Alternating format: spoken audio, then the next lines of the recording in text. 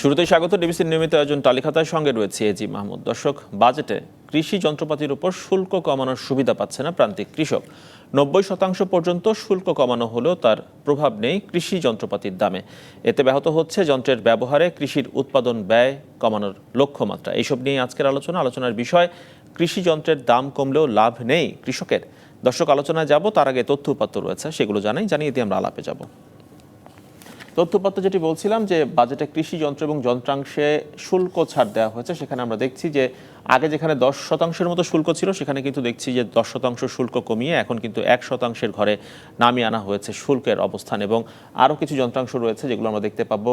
এগুলো ছাড়াও যে রোলার চেইন, বল বিয়ারিং ছাড়াও gear box, steering, tyre tube, wheel পার্টসের ক্ষেত্রে দেখছি আমরা যে আগে যেখানে 10 এবং 5% ছিল শুল্ক, সেগুলো কিন্তু কমে এখন 1% ঘরে চলে এসেছে। এবং সেই সঙ্গে সরকার চাইছে যে কৃষি যান্ত্রিকীকরণ করার জন্য যে উদ্যোগগুলো নিয়েছে তার মধ্যে একটি প্রকল্প রয়েছে।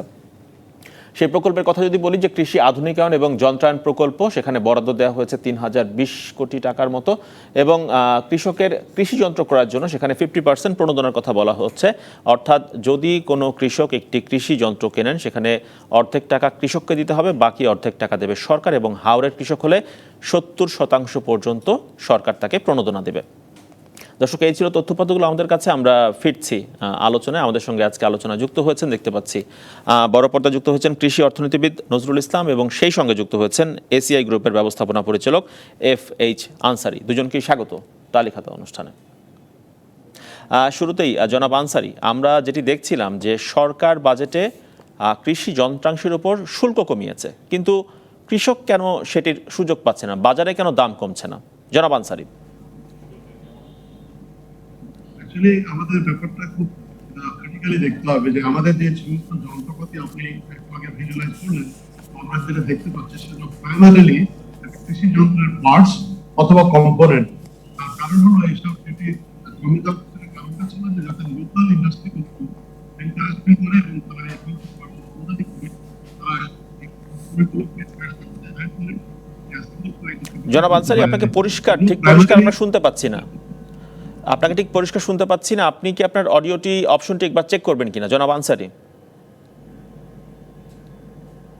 আপনাকে ঠিক পরিষ্কার শুনতে পাচ্ছি না, একটু অডিও অপশনটি একটু চেক করবেন। সেই ফাঁকে আমরা ঘুরে আসি কৃষি অর্থনীতিবিদ নজরুল ইসলাম আপনার কাছে। একই প্রশ্ন আপনার কাছেও, যে যেখানে বাজেটে সরকার শুল্ক কমিয়ে দিল, সেখানে কেন কৃষি যন্ত্রের দাম কমছে না বাজারে? প্রান্তিক পর্যায়ের কৃষক কেন সুফল পাচ্ছে না এর? এটার বিভিন্ন কারণ হতে পারে আর কি। একটা জিনিস আছে, যে কোনো নীতি গ্রহণ করলে সেই নীতি ফলাফলটা মাঠ পর্যায়ে পৌঁছাতে কিছুটা সময় নেয় এবং একটা অ্যাডজাস্টমেন্ট প্রসেস নেয়, সেটা একটা কারণ হতে পারে। আরেকটা হচ্ছে যে মাঠ পর্যায়ে যে ঘটনাগুলো ঘটে আর কি, এখানে বিভিন্ন ধরনের ইস্যু যারা এই প্রণোদনা কিংবা ট্রাক্টর কিংবা যে যন্ত্রপাতি যারা কৃষকদের পর্যায়ে দিবেন, তাদের একটা প্রসেস আছে। আরেকটা হচ্ছে যে এটা নিতে গেলে পারে যে কাঠামোগত দিকটা আমাদের দেখতে হবে আর কি, সেই কাঠামোগত দিকগুলো আছে কিনা আর কি, সেটাও একটা ব্যাপার আছে। আমার মনে হয় যেটা যারা আনসারি সাহেব বলতে চেয়েছিলেন যে ক্ষুদ্র যন্ত্রাংশগুলোর দামের ব্যাপারেও একটা বোধহয় এখানে কিছুটা সুবিধা অসুবিধাগুলো আছে আর কি। তো এই জিনিসগুলো আরেকটা হচ্ছে যে কৃষকদের পর্যায়ে পৌঁছাতে গেলে পরে কৃষকদের তো ক্রয় ক্ষমতা কতটুকু আছে, এবং এই যে যন্ত্রাংশগুলো। নজরুল ইসলাম, বিষয়টি তো পরিষ্কার যে সরকার যখন শুল্ক কমিয়ে দিল যন্ত্রাংশের, যে ইম্পোর্টার এই যন্ত্রাংশগুলো আনছেন তিনি তো শুল্ক কম দিয়েই আনছেন। যেখানে 10% ছিল তিনি সেখানে 1% দিয়ে আনছেন। তাহলে বাজারের দামে কেন প্রভাব থাকবে না? অবশ্যই বাজারের দামে প্রভাব থাকার কথা আর কি। আমরা যদি থিওরিটিক্যালি যদি ধরি প্রভাব থাকার কথা আর কি। এখন ব্যবসায়ী যারা আছেন আর কি, এখানে আনসারি ভালো বলতে পারবেন আর কি, তারা কোন পরিপ্রেক্ষিতে তাদের এই দামগুলো কমাতে পারছেন না এবং কৃষকদের কাছে নিয়ে যেতে পারছেন কিনা, সেটা একটা ব্যাপার আছে। সেটা আমার মনে হয় আমার চাইতে জনাব আনসারি সাহেব ভালো বলতে পারবেন। জি, অবশ্যই। জনাব আনসারি, আপনি কি আমাকে শুনতে পাচ্ছেন এই মুহূর্তে? আপনার শব্দটি কি পরিষ্কার হয়েছে? নিশ্চয়ই, আশা করছি। জনাব আনসারি, আপনার কাছ থেকে জানতে চাইছি যে এই যে প্রশ্নটি, কেন দাম কমছে না বাজারে যন্ত্রের?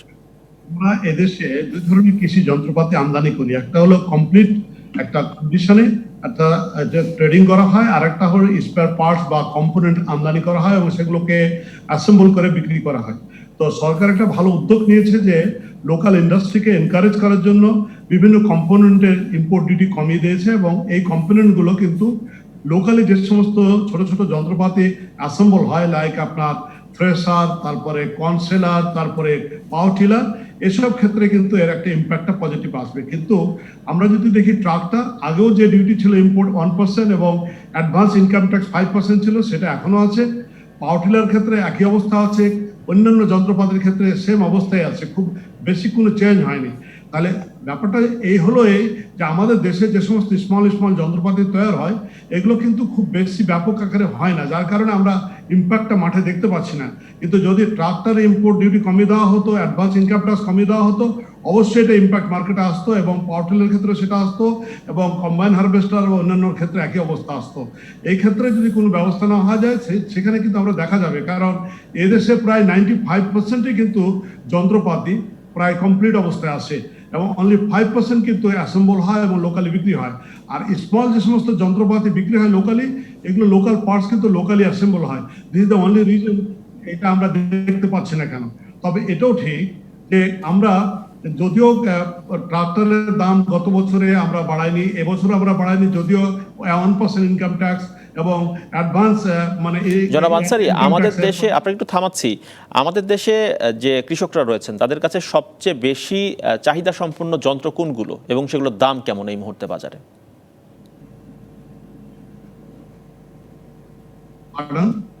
আমাদের দেশে কৃষকরা যেসব যন্ত্র ব্যবহার করেন তার মধ্যে কোনগুলোর চাহিদা সবচেয়ে বেশি এবং সেগুলোর দাম কেমন বাজারে এই মুহূর্তে? আমাদের দেশে কৃষি যন্ত্রপাতির মধ্যে প্লামিংয়ের যে সমস্ত ইকুইপমেন্ট, বিশেষ করে ট্রাক্টর বর্তমানকালে ব্যবহার হচ্ছে, পাওয়ার টিলার ব্যবহার হচ্ছে। ট্রাক্টরের দাম 10 লাখ টাকা থেকে শুরু করে 15 লাখ টাকা পর্যন্ত আছে, পাওয়ার টিলার দাম 1.5 লাখ টাকা শুরু করে 2 লাখ 2 লাখ টাকা পর্যন্ত আছে। তারপরে ইদানিং কালে ব্যবহার হচ্ছে কম্বাইন হারভেস্টার, যেগুলো মোস্টলি ভালো কম্বাইন হারভেস্টার 20 লাখ থেকে শুরু করে 28 লাখ 32 লাখ টাকা পর্যন্ত আছে। আর এখন ইদানিং কালে রাইস ট্রান্সপ্লান্টার ব্যবহার হচ্ছে, সেটা 3.5 লাখ টাকা শুরু করে 5 লাখ টাকা আছে। এগুলো তো হলো কমপ্লিট অবস্থায় যেগুলো আসছে।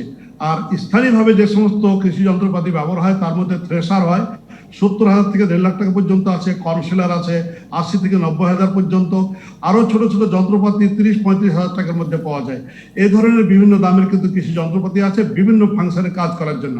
তারপর ইরিগেশনের জন্য যে পাম্প ব্যবহার হয়, সে পাম্প কিন্তু স্টার্ট করে 7,000 থেকে শুরু করে আপ টু 30,000 টাকা পর্যন্ত আছে। অবস্থা ভেদে বা কার্য ভেদে এই সমস্ত দামগুলো বিভিন্ন ভাবে কিন্তু এইসব মূল্য নির্ধারণ করা হয়। জি অবশ্যই। আমি একটু ফিরতে চাই নজরুল ইসলামের কাছে। নজরুল ইসলাম নিশ্চয়ই বলবেন, আমরা দামগুলো শুনছিলাম যে কৃষকরা যেসব যন্ত্র ব্যবহার করেন তার দাম বেশ বেশি, প্রান্তিক কৃষকের জন্য অন্তত। এখন সরকার একটি প্রকল্প নিয়েছে, এটি প্রকল্পের সম্ভবত 3 নম্বর উদ্যোগ, যেটি আসলে কৃষি আধুনিকায়ন এবং যন্ত্রায়ন প্রকল্প। এর আগেও সরকার আরো এমনই 2টি প্রকল্প নিয়েছিল। তো এখানে সরকার বেশ বড় অঙ্কের টাকা বরাদ্দ রেখেছে, সেখানে বলা হচ্ছে কৃষক যদি একটি যন্ত্র কেনে 50% সরকার দেবে। এর কি সুফল পেতে পারে কৃষক, আপনি কি মনে করছেন?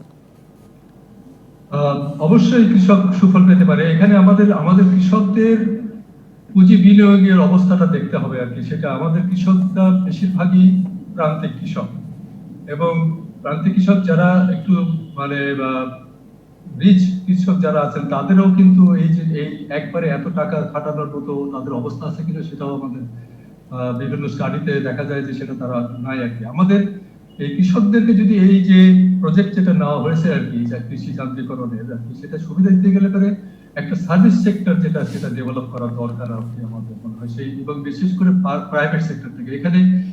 এখানে আমি যেটা মনে করি যে জনাব আনসারী এসিআই এর মতো অর্গানাইজেশন কিংবা স্থানীয় পর্যায়ে উদ্যোক্তারা যদি এগিয়ে আসে আর কি, এবং বিভিন্ন ধরনের বিজনেস মডেল আছে, সেই মডেলগুলোকে যদি তারা জনাব নজরুল ইসলাম, মানে একটি পাওয়ার টিলার বা একটি কম্বাইন্ড হারভেস্টারের যে দাম সরকার 50% দেওয়ার পরেও কৃষকের কি সক্ষমতা রয়েছে, প্রান্তিক কৃষকের সক্ষমতা রয়েছে যে বাকি 50% টাকা সেই পাওয়ার টিলারের জন্য দেওয়ার?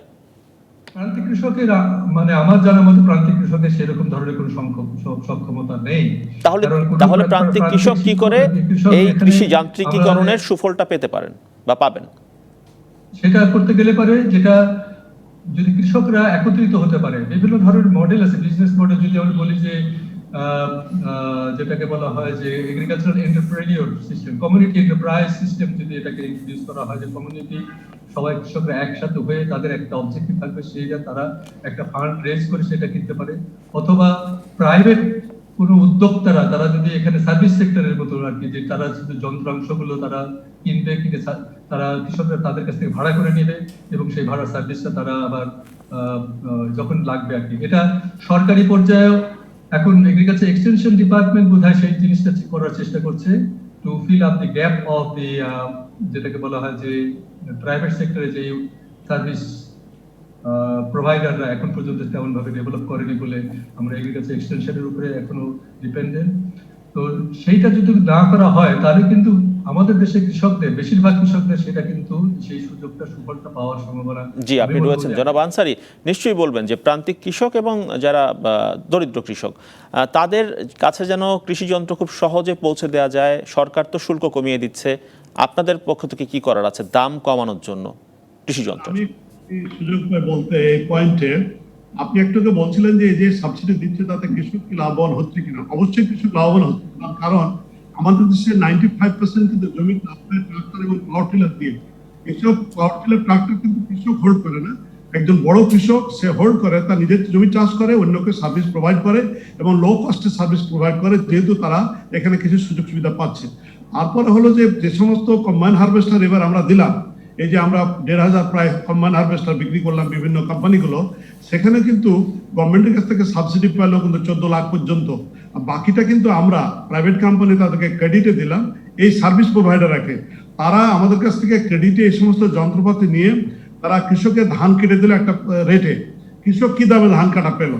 কৃষক পেলে কিন্তু 1 হেক্টরে 6,000 টাকা, যেখানে 15,000 টাকা লাগে আপনার ম্যানুয়ালি এটাকে ধান কাটা। তার মানে গভর্নমেন্ট যে সাবসিডি দিল, সাবসিডি দেওয়ার কারণে যন্ত্রপাতি অ্যাভেলেবল হলো, টেকনোলজিটা ইন্ট্রোডিউস হলো, আর আমাদের দেশের কৃষক এই 15,000 টাকার পরিবর্তে 6,000 টাকাতে কিন্তু ধান কেটে পেলে, এই লাভটা কিন্তু হলো।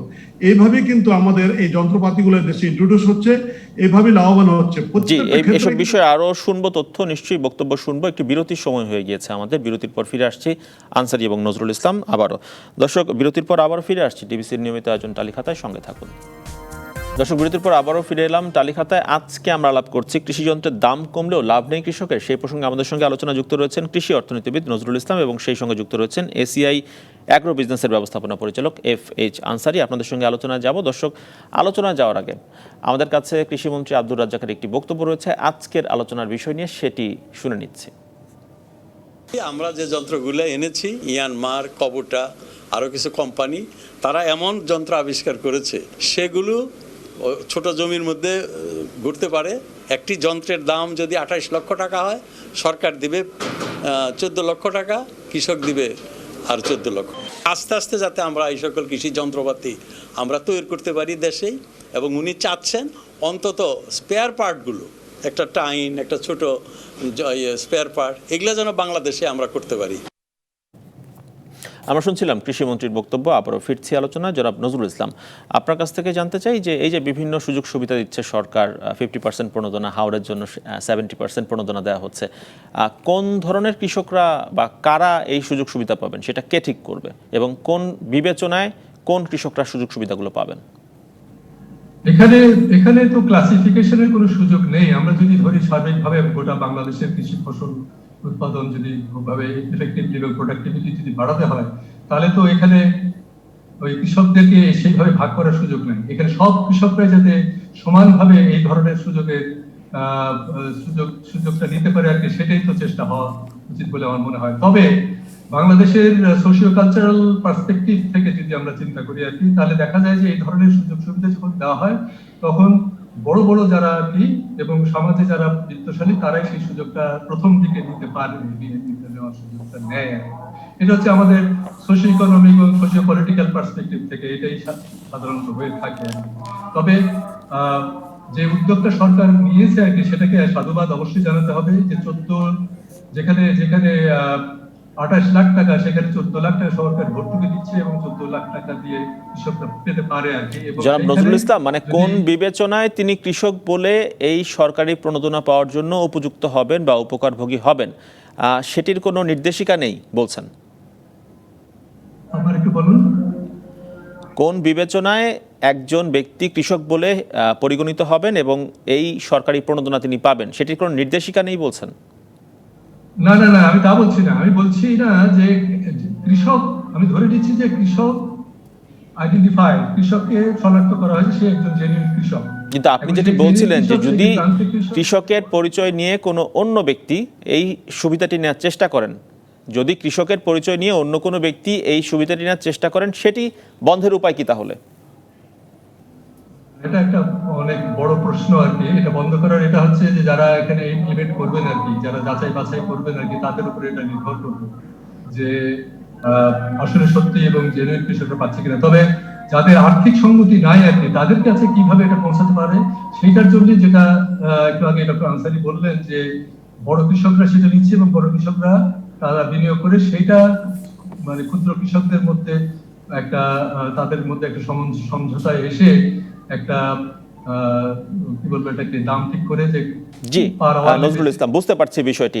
জনাব আনসারী নিশ্চয়ই বলবেন যে সরকার এবারের যে বড় প্রকল্প, সেই প্রকল্পে 57,000 কৃষি যন্ত্র কিনবে।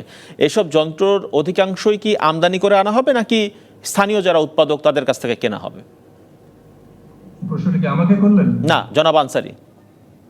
আসলে এবছরে যে যন্ত্রপাতি হবে তার মধ্যে সবচেয়ে মেজর যন্ত্রপাতি হচ্ছে ধান কাটার যন্ত্র এবং ধান লাগানোর যন্ত্র, সেটাই প্রায় 60%। আর বাকি 40% হচ্ছে অন্যান্য ছোট ছোট যন্ত্রপাতি, এবং সেখানে আপনার আছে ধান রাখার কিছু কিছু পাত্র, এবং কোনো কোনো জায়গাতে আবার ধান ড্রাই করার জন্য ড্রায়ার, এবং স্থানীয়ভাবে উৎপাদন করে সমস্ত ছোট ছোট যন্ত্রপাতি কেনা হবে। তার মানে এই যে 60% যন্ত্র যেটা আমদানি করা হবে, একটু আগে মাননীয় কৃষিমন্ত্রী যেটা বলছিলেন, এসব যন্ত্রপাতি খুব হাই প্রিসিশন যন্ত্র লাগবে। তার কারণ হলো এই হাই প্রিসিশন যন্ত্র হলে এফিসিয়েন্সি ভালো হবে, প্রোডাক্টিভিটি ভালো হবে, হঠাৎ করে জমিতে থেমে যাবে না, এবং আমাদের দেশে যে মাটি এবং যে জমির যে আয়তন তার মধ্যে কাজ করতে পারবে, সেটাকে যথেষ্টভাবে এটাকে প্রমাণ করা হয়েছে এবং ডেভেলপমেন্ট করে এই কাজটা করা হচ্ছে। তার মানে এই 60% যন্ত্র কিন্তু দেশের বাইরে থেকে আসবে, আর 40% যন্ত্র স্থানীয়ভাবে উৎপাদন হবে, এবং স্থানীয়ভাবে উৎপাদনের জন্য যে সমস্ত সুযোগ সুবিধা লাগবে তার মধ্যে 10টা পার্টসের দাম কমিয়ে দেওয়া হয়েছে, বিশেষ করে ইম্পোর্ট ডিউটি। এই বেনিফিটটা কিন্তু আলটিমেটলি কৃষকের কাছে যাবে। এইভাবেই পুরো প্রজেক্টটাকে ওয়ার্কআউট করা হয়েছে। আর একটু আগে আপনি যেটা নিয়ে আলাপ করছিলেন সেটা হচ্ছে এটা পাবে কি, কিভাবে পাবে। আপনি শুনে খুশি হবেন, আমাদের দেশে সারা দেশের একটা কৃষি মানে এসএমই স্মল গ্রুপ তৈরি হয়েছে, যারা স্থানীয়ভাবে কৃষকদেরকে বিভিন্ন সার্ভিস প্রোভাইড করে। আপনার পানি সরবরাহ করে, অথবা চাষ করে দেয় জমি, এবং অথবা ধান কেটে দেয়, অথবা ধানের আপনি মেড়ে দেয়। এই যে একটা নেটওয়ার্ক বিল্ড হয়েছে, এই যারা নেটওয়ার্ক করেছে তারাই কিন্তু এইসব যন্ত্রপাতিগুলো নেবে। আর কারণটা হলো তার কাস্টমার থাকতে হবে, তার সার্ভিস তাকে প্রোভাইড করতে হবে, তার সাথে লেনদেন থাকবে ক্রেডিটে, সবকিছু মিলেই তার একটা কমিউনিকেশন এবং একটা এফিসিয়েন্সি থাকবে। ফলে তার জন্য যেমন প্রফিটেবল হবে, তেমনি সে কিন্তু ইকোনমিক্যালি এই সার্ভিসগুলো কিন্তু স্থানীয়ভাবে ছোট ছোট কৃষককে এই সার্ভিসটা প্রোভাইড করতে পারবে। সরকার কি করলো, সরকার কিন্তু এই সাবসিডি দিয়ে যে লাভটা হলো সেটা হলো এই যে একটা টেকনোলজি, এটা হাইটেক একটা ব্যাপার, এটা ডেভেলপমেন্ট হলো, দেশে টেকনোলজিটা আসলো, এবং আলটিমেটলি যেহেতু প্রোডাক্টিভ হবে এই টেকনোলজিটা কাজে লাগবে এবং কস্ট অফ প্রোডাকশন কৃষকের কমে যাবে, সেখানে কৃষকের লাভ, সার্ভিস প্রোভাইডারের লাভ, দেশের লাভ, সব মিলে কিন্তু একটা ভালো একটা উদ্যোগ তৈরি হয়েছে। জি, আমরা প্রত্যাশা করি যে কৃষক এই ধরনের উদ্যোগের পরিপূর্ণ সফলতা, সুফল সবকিছুই পাবেন। জনাব FH আনসারী এবং নজরুল ইসলাম, দুজনকে অসংখ্য ধন্যবাদ তালিকাতে আজকে সময় দেওয়ার জন্য। দর্শক, এই ছিল ডিবিসির নিয়মিত আয়োজন আজকের তালিকাতায়। সঙ্গে থাকুন 24 ঘন্টা।